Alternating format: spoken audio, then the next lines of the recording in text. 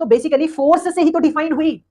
क्या बोला था मैंने थ्योरेटिकल पार्ट में इलेक्ट्रिक फील्ड की कि ऐसा क्या चीज है यहां पर जो इसको धकेलने पर मजबूर कर रहा है, जो जिसकी वजह से इस पर फोर्स एक्सपीरियंस हो रहा है, इसकी वजह से। अगर हटा देंगे तो नहीं हो रहा, अगर इसको मैं हटा दूं, इसको मैं हटा दिया, तब इस पे कोई फोर्स महसूस नहीं हो रहा, लेकिन रखने पर ऐसी कौन सी चीज है जो इनविजिबल है और यहां तक पहुंच रही है। हेलो माय डियर फ्रेंड्स, तो कैसे हैं आप लोग। उम्मीद करता हूँ बहुत ही स्वस्थ होंगे, मस्त होंगे, अपनी लाइफ में जबरदस्त होंगे। तो चलिए शुरू करते हैं आज का लेक्चर। लेक्चर नंबर है 23 और चैप्टर 1 की सीरीज के हम 23rd ऑफ लेक्चर पर आ चुके हैं। आज का टॉपिक है physical significance of electric field. आइए समझते हैं कि वैद्युत क्षेत्र का आखिर भौतिक महत्वपूर्णता क्या होती है, यानी कि physical significance of electric field क्या। देखिए, आपके एनसीईआरटी में दे रखा है और ठीक है, ऐसे तो कुछ खासा इंपॉर्टेंट नहीं है, थ्योरेटिकल वे में कह सकते हैं। कुछ इंपॉर्टेंट लाइंस मेरे को लगी जो अब मैं जो आपको पता होनी चाहिए आगे बेसिकली ये क्या है, एक तरीके से आगे की नॉलेज है। ठीक है, आपको जैसे पढ़ोगे ना आपको खुद ही समझ में आ जाएगा। ठीक है, इतना तवज्जो देने की भी नहीं है, इसलिए मैंने जो है इसमें छोटा सा टॉपिक है कंसीडर कर लिया। ठीक है, चल रहा है आगे। देखिए क्या होता है फिजिकल सिग्नल, कुछ कुछ बातें हैं बेसिकली इलेक्ट्रिक फील्ड के बारे में और कुछ नहीं है। For electrostatics the concept of electric field is convenient. क्या कह रहा है ये, इलेक्ट्रोस्टैटिक्स यानी कि देखो वर्ड से ही क्लियर हो रहा है, इलेक्ट्रो एंड स्टैटिक्स। स्टैटिक का मतलब होता है रुका हुआ, स्थिर, रेस्ट। तो इलेक्ट्रोस्टैटिक रेस्ट चार्ज की जिस फिजिक्स ब्रांच में स्टडी की जाती है, रेस्ट चार्ज की, the it is a branch of physics in which we study the the effects of a charge which is at rest। तो स्टैटिक का मतलब रेस्ट वाला, तो रेस्ट पर अगर कोई चार्ज है तो उसकी स्टडी इलेक्ट्रोस्टैटिक्स में की जाती है, बस यही है इसका। तो for electrostatic the concept of electric field is convenient. Convenient है, आसान है, ठीक है, लेकिन नेसेसरी नहीं है। सुंदर तो लगता है और हेल्पफुल भी है, लेकिन जरूरी नहीं है कि अपन इसको लॉन्च ही करते, क्योंकि as we have seen the measurable quantity is the force. क्योंकि साला इलेक्ट्रिक फील्ड को भी फोर्स से ही तो निकाला है। अरे यार, फॉर्मूला क्या था, E बराबर एफ बाय क्यू नॉट। तो ये है, इसलिए तो ये आ पाया।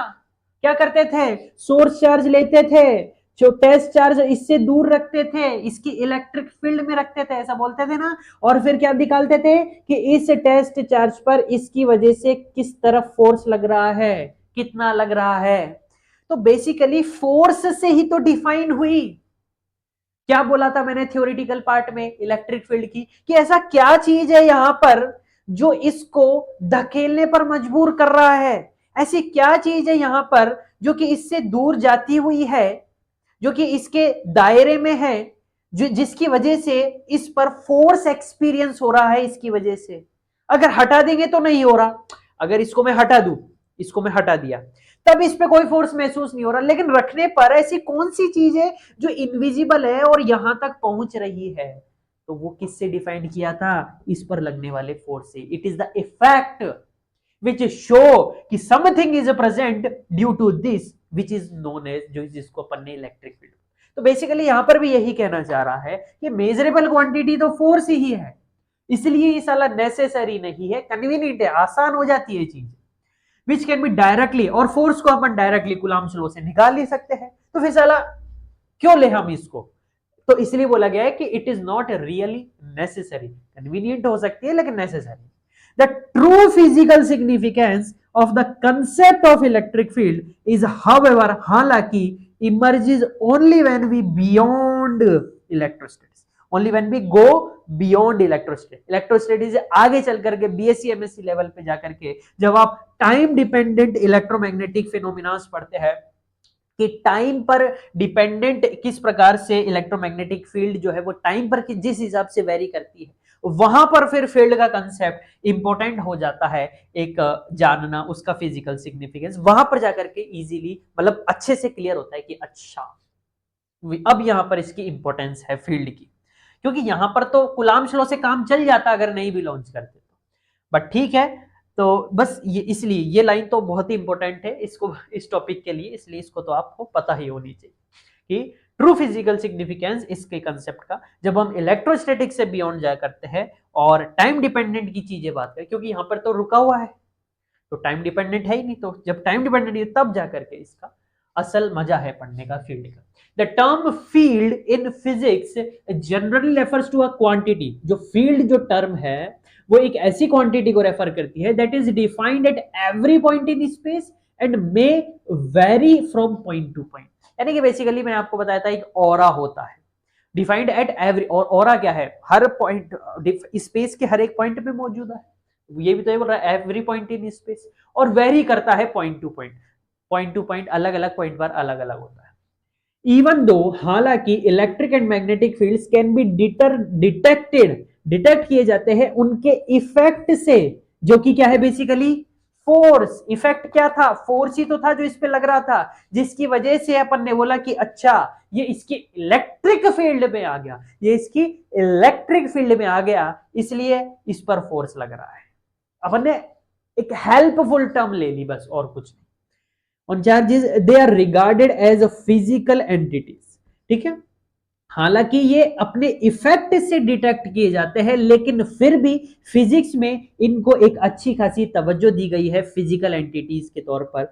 सिर्फ मैथमेटिकल कंस्ट्रक्ट ही नहीं बताया है इनको, यानी कि सिर्फ फॉर्मूले न्यूमेरिकल सॉल्व करने के लिए ही E बराबर KQ/R² नहीं रटेंगे। अच्छा खासा इनको तवज्जो दी गई है फिजिक्स में, और मैंने बताया भी आगे चल के जब आप हायर स्टडीज करेंगे तब आपको और अच्छे से फील्ड की जो वैल्यू है असल में, वेक्टर फील्ड, फिर आप तो भिन्न भिन्न प्रकार के फील्ड्स पढ़ेंगे। फील्ड अपने आप में एक वास्ट टॉपिक हो जाएगा फिर तो आपके लिए, ठीक है। तो वहां से ये चीज क्लियर। आगे नेक्स्ट टॉपिक पर बढ़ते हैं। जैसा कि आपने थंबनेल में देखा, अपन सिस्टम ऑफ चार्जेस की वजह से इलेक्ट्रिक फील्ड निकालते हैं। यहां तक नोट कीजिए 1 2 3 4। तो आई होप आपने नोट कर लिया होगा। आइए बढ़ते हैं अपन नेक्स्ट टॉपिक पर, जो कि क्या कह रहा है कि सब electric field due to a system of charges. खूब सारे चार्जेस का अगर एक कोई सिस्टम है, Q1 Q2 Q3, ऐसे खूब सारे चार्जेस है अपने पास, यानी कि उसका पूरा का पूरा एक सिस्टम कंसिडर किया है। तो अब उस सिस्टम ऑफ चार्जेस की वजह से जो इलेक्ट्रिक फील्ड होगी वो क्या होती है। जिस प्रकार अपन ने फोर्स के लिए किया था कि सब कुलाम्स फोर्स या electric force due to a system of charges, अब सिस्टम ऑफ चार्जेस की वजह से किसी एक पर्टिकुलर चार्ज पर नेट फोर्स निकाला था, ठीक यहीं पर हम किसी एक पर्टिकुलर चार्ज पर नेट इलेक्ट्रिक फील्ड निकालेंगे, इस चार्ज पर नेट इलेक्ट्रिक फील्ड निकालेंगे, बस यही है और कुछ नहीं है। अब ये किस हिसाब से डिटरमाइन किया जाता है, आइए देखते हैं कि साहब it can be determined by superposition principle. उस केस में भी वह सुपरपोजिशन प्रिंसिपल से डिटरमाइन किया जा सकता था, और यह भी, ठीक है। तो सुपरपोजिशन प्रिंसिपल से इसको डिटरमाइन किया जा सकता है, और ये प्रिंसिपल क्या कहता है कि सब according to this principle the net electric field strength at a point due to a group of charges. अलग अलग चार्जेस है, मान लेते हैं ये कुछ Q1 चार्ज है, ये कुछ Q2 चार्ज है, ऐसे कुछ Q3 Q4 Q5, ऐसे करके टोटल कितने चार्जेस है कि सब N चार्जेस है। वैसे खूब सारे चार्जेस रहे होंगे, उन ग्रुप ऑफ चार्जेस, उन N ग्रुप ऑफ चार्जेस की वजह से एक पॉइंट पर, इस एक पॉइंट पर जो चार्ज होगा वो अपन को यहां पर डिफाइन करना है, ठीक है। इस क्यू नोट का हटा दो यहां से। इस एक पर्टिकुलर इस पॉइंट पर ही अपन को क्या डिफाइन करना है, अपन को इस पर्टिकुलर पॉइंट पर ही क्या दिखाना है, नेट इलेक्ट्रिक फील्ड स्ट्रेंथ दिखानी है इस पॉइंट P पर। इसको कुछ नाम दे दो, येलो सा P पॉइंट पर दिखाना है। Is equal to the vector sum of all the electric field strengths produced due to individual charges at that point. अब इस पॉइंट पर यह भी, इसकी भी कुछ इलेक्ट्रिक फील्ड जा रही होगी, इस पॉइंट चार्ज की भी कुछ इलेक्ट्रिक फील्ड जा रही होगी, ऐसे करके Q3 की भी जा रही होगी, इस पे कुछ Q4 की भी आ रही होगी, ऐसे करके सभी के सभी पॉइंट चार्जेस की Qn की भी कुछ आ रही होगी, कुछ ना कुछ इलेक्ट्रिक फील्ड तो आ ही रही होगी। और हमको पता है कि लाइन ऑफ ज्वाइनिंग के अलोंग होती है, कि इसकी लाइन ऑफ ज्वाइनिंग ये है, तो इसकी इलेक्ट्रिक फील्ड इससे ये रही, ये कुछ E1 मान लेते हैं, ये इसकी लाइन ऑफ ज्वाइनिंग हो गई, तो ये कुछ E2 हो गई अपने पास, ठीक है। आना बोल, इसको थोड़ा सा इस तरफ कर लो, तो ये इसकी लाइन ऑफ ज्वाइनिंग हो गई, ये अपने पास E2 आ गई, ये इसकी लाइन ऑफ ज्वाइनिंग हो गई, तो ये अपने पास ऐसे कुछ En आ गई। तो ऐसे करके खूब सारी इलेक्ट्रिक फील्ड बन रही होगी इस एक ही पॉइंट पर, Q1 की वजह से, Q2 की वजह से, Q3, ऐसे सभी चार्जेस की वजह से इस एक पर्टिकुलर पॉइंट P पर कुछ खूब सारी इलेक्ट्रिक फील्ड बन रही होगी, कुछ खूब सारे इलेक्ट्रिक फील्ड के वेक्टर्स बन रहे होंगे, मोर प्रिसाइजली कहूं तो उन सभी वेक्टर्स का क्या करना है, वेक्टर सम करना है। उन सभी इलेक्ट्रिक फील्ड स्ट्रेंथ्स का क्या करना है, वेक्टर सम करना है, जो कि इंडिविजुअल चार्जेस की वजह से इस पॉइंट पर बन रहे हैं। समझ रहे हो? तो वही वेक्टर सम क्या होगा, नेट इलेक्ट्रिक फील्ड कहलाएगा। वही वेक्टर सम क्या कहलाएगा, नेट इलेक्ट्रिक फील्ड कहलाएगा। तो मान लेते हैं इस Q1 की दूरी, अब देखो आगे क्या कह रहा है, ठीक है, आगे चलने से पहले इसकी दूरियां भी डिफाइन कर देते हैं कि सर Q1 जो है वो कुछ R1 दूरी पर है, और इन दोनों के बीच की दूरी, इसकी दूरी कुछ मान लेते हैं R0 है। ये जो दूरी है P पॉइंट की, इसकी दूरी क्या मान लेते हैं, कुछ R0 है। और ये हो गया अपने पास R2, येलो R2, और ये हो गया हमारे पास कुछ Rn, कुछ Rn, ऐसे करके खूब सारे चार्जेस रहे होंगे। इन सब की दूरी पर्टिकुलर डिफाइन करनी। अगर आप ध्यान से देखो तो इन दोनों के बीच की दूरी क्या हो जाएगी कि सर ये पॉइंट का कोऑर्डिनेट R0 है, ये पॉइंट का R1 है, हमको यहां तक जाना है यहां से, तो फाइनल माइनस इनिशियल, इसलिए इस पॉइंट का क्या हो जाएगा, R01 कैप हो जाएगा। अगर अपन एक यूनिट वेक्टर दिखे तो E1 के अलोंग जो यूनिट वेक्टर आएगा वो कुछ R01 कैप आएगा। वेक्टर देखेंगे तो ये आ जाएगा। सिमिलरली इनके बीच का देखेंगे तो फाइनल माइनस इनिशियल यानी कि R02 आ जाएगा कुछ वेक्टर। सिमिलरली इनके बीच का देखेंगे तो फाइनल माइनस इनिशियल, तो R0n वेक्टर आ जाएगा। हालांकि वेक्टर नहीं लेंगे अपन, इनका यूनिट वेक्टर लेंगे।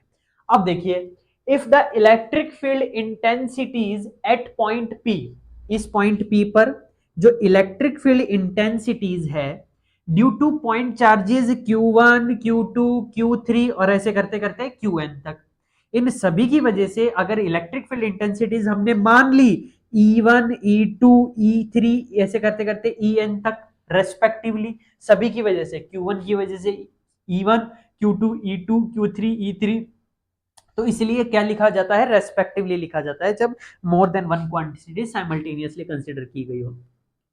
Then the electric field intensity at point P, तो नेट इलेक्ट्रिक फील्ड इंटेंसिटी जो होगी P पॉइंट पर, वो system of n point charges की वजह से वो क्या होगी, वो हो जाएगी सब वेक्टर सम। वेक्टर बोला ना भी, क्या करना है अपन को, वेक्टर सम करना है सभी इलेक्ट्रिक फील्ड स्ट्रेंथ का। तो P पॉइंट पर जो नेट इलेक्ट्रिक फील्ड इंटेंसिटी होगी वो क्या हो जाएगी, वेक्टर सम हो जाएगी। E1 vector, E2 vector, vector sum करना है, याद रखना वेक्टर सम, इसलिए वेक्टर लगाना जरूरी है। सभी की वजह से जो भी इलेक्ट्रिक फील्ड है वो सारी कंसीडर कर रहे हैं, सभी की वजह से जो इलेक्ट्रिक फील्ड है वो अपन सारी कंसीडर कर रहे हैं। तो P पॉइंट पर क्या आ गई सर, अब देखिए इलेक्ट्रिक फील्ड का फॉर्मूला क्या था, पॉइंट चार्ज की वजह से R दूरी पर, सर वो फॉर्मूला था KQ/R², याद करो लास्ट लेक्चर में बताया है। तो क्या होगा सर, KQ/R², तो Q1 की वजह से क्या हो जाएगा सर, Q1/R²।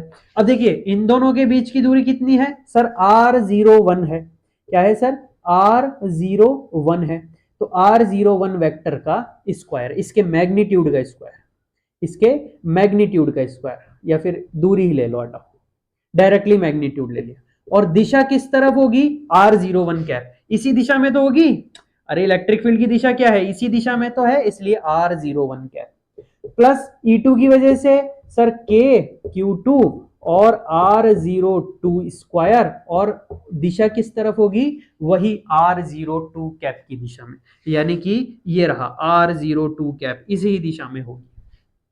ऐसे ही E3 की वजह से भी होगी बच्चों कुछ, Q3, R03 square, R03 cap, ऐसे करते करते एंड तक के लिए होगी ये, एंड सभी के सभी n चार्जेस तक के लिए ये जो है रूल फॉलो होगा। हाँ ना बोल भैया, बोले यस सर, सभी के लिए फॉलो होगा। ध्यान से अगर देखो तो k जो है वो इन सभी में कॉमन आ रहा है, हाँ ना बोल, यस सर, k जो है वो इन सभी में कॉमन आ रहा है, और बाकी सब एज इट इज। तो अपने पास इलेक्ट्रिक फील्ड इंटेंसिटी अपन क्या लिख सकते हैं, k बाहर निकाल के मैं लिख सकता हूं सर, ये k आ गया अपने पास बाहर, और Q1/R01 square, R01 cap, Q2/R02 square और R02 कैप, ऐसे करते करते n तक के लिए Qn और R0n का स्क्वायर और R0n कैप। हाँ ना बोल भैया, यस सर। अब इन सभी के सभी n चार्जेस को कंसाइज करने के लिए एक टर्म यूज करी जाती है जिसको बोलते हैं अपन समेशन, एक सिंबल यूज किया जाता है जिसको बोलते हैं अपन समेशन। तो इसलिए अपन यहाँ पर क्या यूज कर लेंगे, समेशन यूज कर लेंगे। क्या यूज कर लेंगे, समेशन। यही चीज vector form of electric force due to system of charges में जब अपन ने फोर्स कैलकुलेट किया था, नेट फोर्स, तब भी मैंने आपको ये चीज बताई थी। ठीक है, तो समेशन के लिए क्या करते हैं, एक इंडेक्स डिफाइन करते हैं, उस इंडेक्स की वैल्यू 1 से लेके n तक रख देंगे। तो किस हिसाब से रखेंगे सर, अब देखिए समेशन लगा दिया तो अब सभी को कंसाइज करके एक फॉर्म में लिख देंगे। सर वेरी जो करता है ना, बदलता रहता है जो, उसको जो है अपन आई इंडेसिस नाम दे देते हैं। तो सर यहाँ पे क्या बदल रहा है कि सर 1 2 3 ऐसे करके बदल रहा है, तो Q के नीचे लिख दिया I, क्योंकि Q1 Q2 Q3 ऐसे चल रहा है, तो I के साथ ही वेरी करता रहेगा, QI बराबर 1 QI बराबर 2 ऐसे करके। नीचे कर देखो अगर आप ध्यान से, तो नीचे क्या लिखा है, R0, फिर देखो 0 सब में सेम है, लेकिन 1 2 3 चल रहा है तो R0I और उसका स्क्वायर, क्योंकि स्क्वायर तो है ही सब में, इधर भी स्क्वायर इधर भी स्क्वायर, स्क्वायर ही चले। और फिर डायरेक्शन के लिए अगर देखो तो इसमें भी आई आपको लगाना पड़ेगा, समझ गए। तो ये आपके पास क्या आ गया, सिस्टम ऑफ चार्जेस की वजह से जो इलेक्ट्रिक फील्ड आती है वो ये आ गई। आई किस जगह लिखना है, जो चीज वेरी कर रही है, देखिए जो वेरी कर रही है उसी में आई लिखना है आपको। 1 2 3 वैसे सारी चीजें वेरी कर रही है ना, तो जो चीज वेरी कर रही है वहां वहां पे आपको क्या लिखना है, उस जगह पर आपको आई चिपकाना है बस। बाकी सब एज इट इज, जो वेरी नहीं कर रहा उसको एज इट इज रखो और आई चिपका लो, चाहे जे मान लो, कुछ भी मान लेते हैं, आई जे के एल, जो इंडेक्स मानना है वो मान लो, जनरली आई मानते हैं इसलिए मैंने आई। तो बस यही था आपका आज का लेक्चर। देखिए अब ये टॉपिक खुद में इंपॉर्टेंट नहीं है, इस पर जो क्वेश्चंस आते हैं वो इंपॉर्टेंट है। जिस प्रकार प्रीवियस टॉपिक के लिए भी यही सीन था, ये टॉपिक अपने आप में इंपॉर्टेंट नहीं है, इस पे जो न्यूमेरिकल्स आते हैं कि सर ट्रायंगल फॉर्म में चार्जेस रख देंगे, स्क्वायर फॉर्म में रख देंगे, यानी कि मल्टीपल चार्जेस की वजह से जो इलेक्ट्रिक फील्ड निकलवाते हैं उन पे जो न्यूमेरिकल्स आते हैं वो इस टॉपिक की एप्लीकेशन है, वो इंपॉर्टेंट है। टॉपिक इस हिसाब से क्या आया वो ज्यादा मायने नहीं। तो नेक्स्ट लेक्चर में अपन क्वेश्चंस करेंगे इसी ही टॉपिक के, जरूर देखना, क्योंकि वही जो है सवाल आपके एग्जाम्स में आते हैं। ठीक है, तो बस यही था आपका आज का लेक्चर। मिलते हैं नेक्स्ट लेक्चर में, तब तक के लिए स्वस्थ रहिए, मस्त रहिए, पढ़ाई में व्यस्त रहिए। All the very best.